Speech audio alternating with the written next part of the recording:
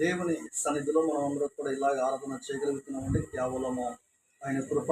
దేని పెట్టాలి, ఎందుకంటే ప్రభు అయిన యేసయ్య చెప్పిన మాట ఏంటంటే, మీరు 6 రోజులు కష్టపడండి, 7 రోజు నా విశ్రాంతి రోజు అనగా అది దేవుని కొరకు కేటాయించిన రోజుగా మనం లేఖనాలు మనం చూస్తూ ఉంటాం. దేని పెట్టాలి అయితే పరిశుద్ధ గ్రంథం ఏ విధంగా సెలవిస్తూ ఉందంటే, మనము ఆదివారం ప్రార్థనకు మానకుండా రావాలి అన్నది వాక్యము సెలవిస్తాం.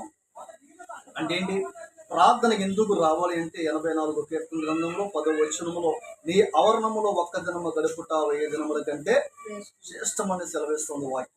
ఎందుకంటే ఒక్క రోజు మనం దేవుని సన్నిధిలో మనం మోకరించి ప్రార్థన చేస్తే దేవుడు 1000 దినములు ఆశీర్వాదాలు కానీ 1000 దినములు ఆయనతో జీవించే కాలములు లేక మన ఆరాధనలో ఉన్నప్పుడు ఇది ఒక్క రోజు 1000 దినముల కంటే అతి మాదిరిగా దేవుడు మన దీవించాలన్న ఉద్దేశం. దీనికి స్తోత్రం కలుగును గాక.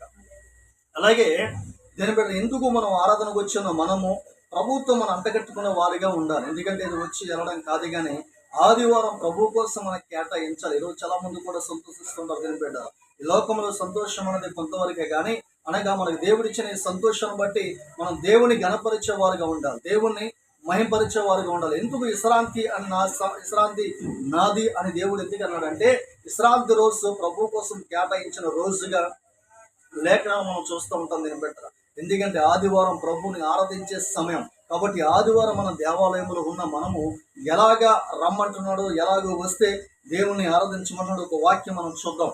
ఏప్రిల్ రాసిన పత్రికలో 10వ అధ్యాయం 25వ వచనంలో మొట్టమొదటిగా ఆయన చెప్తున్న మాట ఏంటంటే, ఏప్రిల్ రాసిన పత్రిక 10వ అధ్యాయం 25వ వచనములో ఈ విధంగా రాయబడి ఉంది. సమాజముగా కూడట మానక ఒకని ఒకడు హెచ్చరించుచు ఆ దినము సమీపించుట మీరు చూచిన కొలది మరి ఎక్కువగా అలాగా చేయండి అని దేవుడు సెలవిస్తున్నాడు. ఏ దినం అని మనం లేఖనాలు సెలవిస్తున్నట్లయితే ఈ రోజుల్లో మనం చూస్తున్న దినం కూడా మనం ఏదో సంతోషించే దినాల్లో మనం లేం, కానీ దేవుని రాకడ సమీపం అయిపోతున్నది.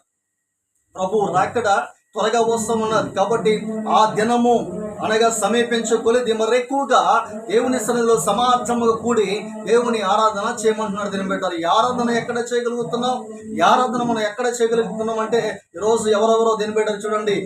అంటున్న మాట అంటే, ఎక్కడ ఉన్న దేవుడు వస్తాడు, ఎక్కడ ఉన్న దేవుడు రాడు. దీన్ని పెట్టారు. ఎక్కడైతే ఇద్దరు ముగ్గురు కలిసి ఆయన నామాన్ని ఆరాధన చేస్తారో అక్కడ ఉంటానని చెప్పాడు దేవుడు. దీనికి స్తోత్రం కలుగును గాక. ఒక ప్రాంతంలో, ఒక ఊరిలో, ఒక దేవుని ఆరాధనలో లేక దేవుని మందిరంలో దేవుని అందరూ ఆరాధన చేస్తున్నప్పుడు దీని పెట్టారా ఒక సీసీ కెమెరాలో రికార్డింగ్ అయిన మాట ఏంటంటే, అందరూ దేవుని ఆరాధన